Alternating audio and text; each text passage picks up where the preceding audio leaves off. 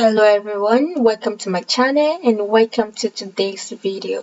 Today I'll be making mango pineapple smoothie, and for this I would be using mango, pineapple, Greek yogurt and coconut milk. Remember, the choice of liquid you use in your smoothie is entirely up to you. You can use any liquid you desire. You can use almond milk, normal milk. You can also make use of any drink you have. You can even use water. But if you are using water as your choice of liquid, remember to add in some sweetener.